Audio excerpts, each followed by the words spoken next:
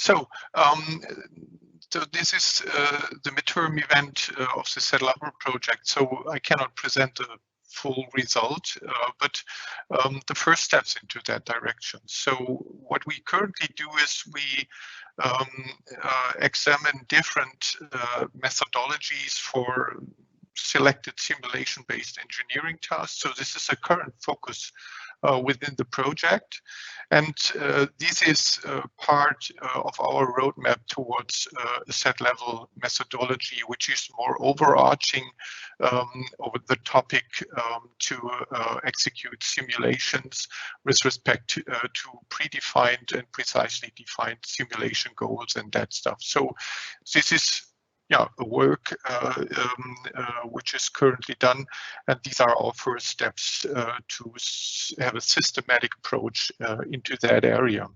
So when I discussed this heavily with in particular Stefan Rude and Sven Hallerbach, and I'm going to present our ideas in that area, how to organize this in the project and how to organize our work. So the first things you have to think about is, why do you need to have a methodology or a clear idea how to address the different goals in a complex engineering task? So you have different working areas, and you have to come up with a systematic approach so that you always have a clear idea, okay, what do I have to do? How can I measure that I reached the goals, and I also reached the goals with a certain quality in mind? So the first thing you have to ask yourself is, what are you striving for? And this is addressed in the project. On the right-hand side in this figure, you see the different working areas. And one working area is that we think about simulation-based engineering tasks. So what are the tasks we want to support, and how can we describe them in more detail? So with test specification languages, and then also in these descriptions, we want to formalize and precisely define the simulation targets which we want to address, so that we have a clear idea, okay, this is our goal, this is what we want to do. So the next thing is, if I want to reach these goals, what do I have to do? So what are my subtasks? Stefan already mentioned the credible simulation process. And this is our idea of a process, how to organize the different subtasks and to name the different subtasks so that you can address them in your workflow, which leads you to a simulation environment which you can use for your practical applications.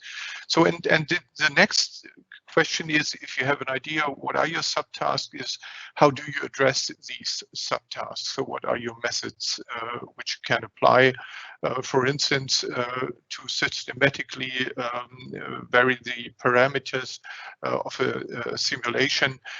This is one very generic step you always have to do to raise evidence in your simulation results, and I will talk about this later on to give you a clear example. So, and the last thing is, what do you utilize? So what are your tools? What are your possibilities to integrate different tools within a tool chain? And what are the, so to say, the content side? What are the models you have, the scenarios you want to work with? So you have to ask the question for your tools, how can you integrate them in by using an open and flexible architecture? And you have to deal with the complete content, so to say, the models you have, the data you have, and also the scenario descriptions you have in some scenario databases. And what is also of high importance in that area, also Stefan mentioned the ASAM OpenX standards, for instance. So they are really important for us here, because they are, so to say, the glue between our different components, so that we are really able to integrate them, and that we also have a starting point for automated execution of processes within a platform where you can execute your different simulation tasks. This is a picture you already saw in a more simplified version in Stefan's presentation. So what is our big picture? So on one hand, we already mentioned you have to be clear what are you really striving for. So what are some questions you want to address? For instance, you can generate synthetic trajectories of other traffic participants within a simulation. And the idea maybe that you want to improve automated driving functions with respect to these trajectories. So it's good to have these synthetic data and scenarios available, and you can refine also your requirements, so better understanding. So this leads to the second task we want to support is you want to determine the criticality of traffic scenarios in a certain operational environment. So this is more the analysis task. Also, you can refine your requirements and get a better understanding also about cause and effect relationships in complex traffic situations, for instance. Also, with different types of automated driving functions, more lazy ones or more defensive ones, or more offensive driving functions, and you can see, okay, what is the overall effect in the entire system. So, and the next set of applications could be in the area of systematic adaptation of a driving function. So if you have some ideas what you can improve, you can do the adjustments in your functions, in the models or in your code, and then you can strive for optimization and to reach your optimization goals.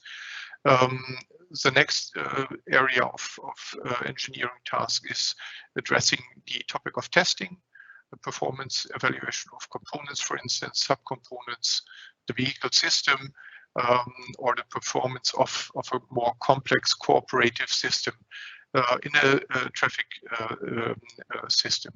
And the last one is the proof of a positive risk balance for automated series production vehicle, so that you really want to be sure, okay, this vehicle is capable to meet all the requirements necessary to release this vehicle to the roads.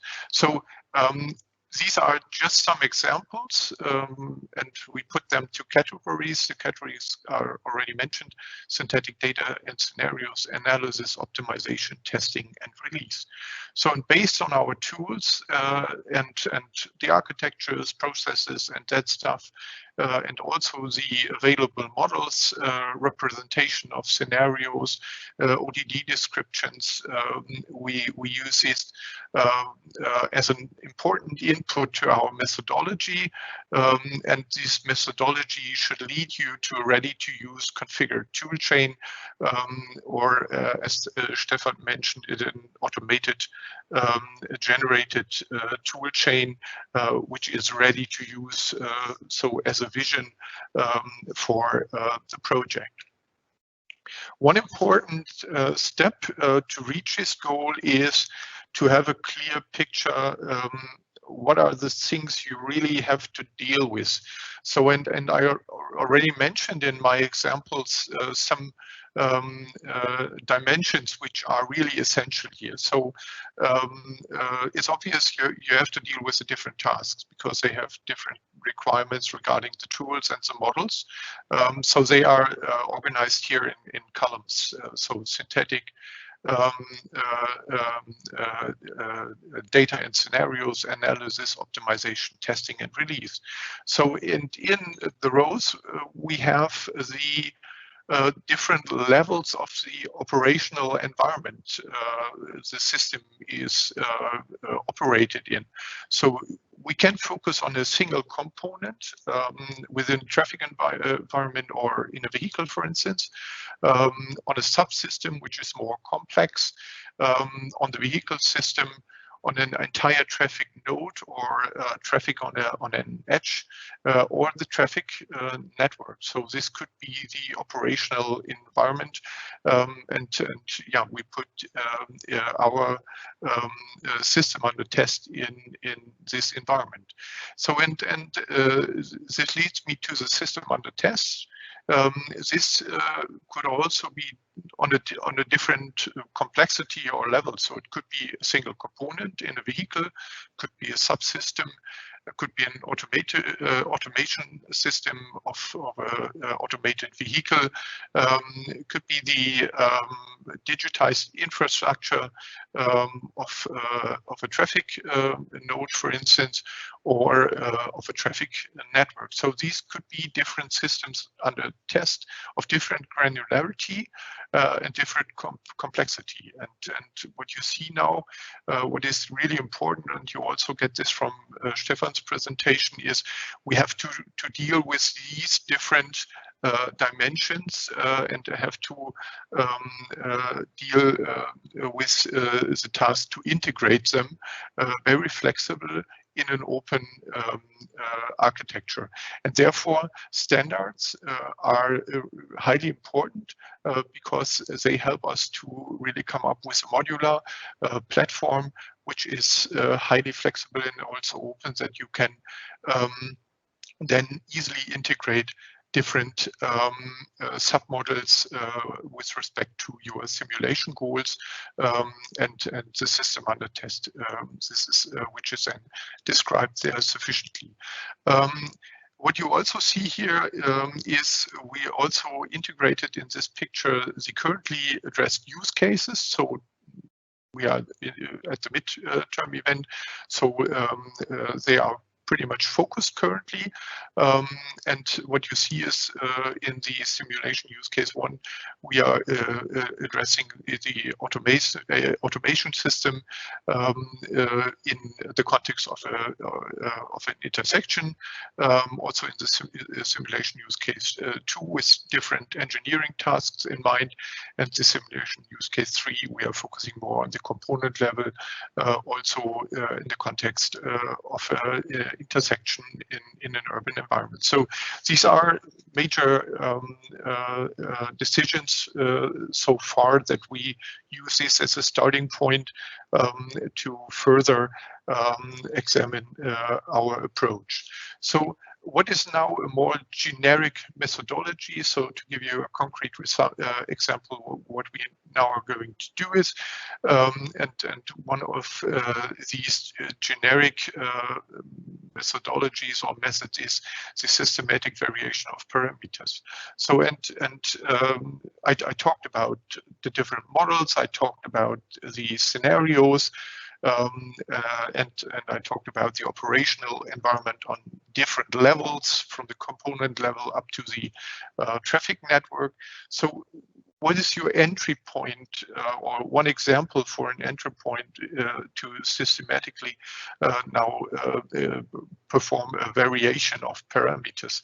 And there we can pick up some results from the Pegasus project. So for sure there are some very important results from the Pegasus project. One is that we want to use these scenario-based testing approach, and we want to also support this within this project. So this is one important aspect here.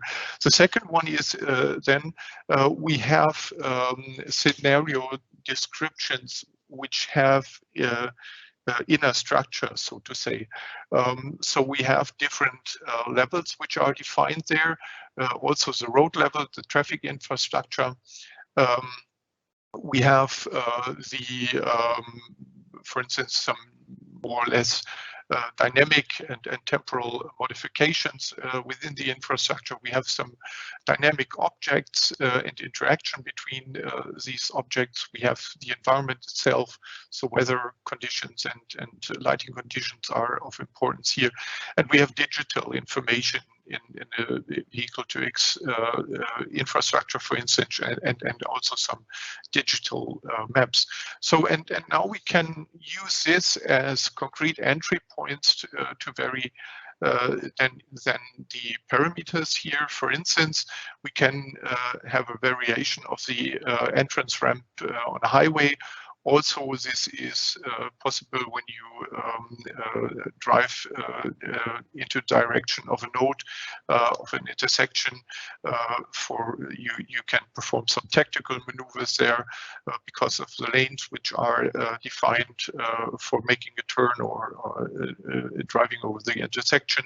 And you can automatically now have some variants of these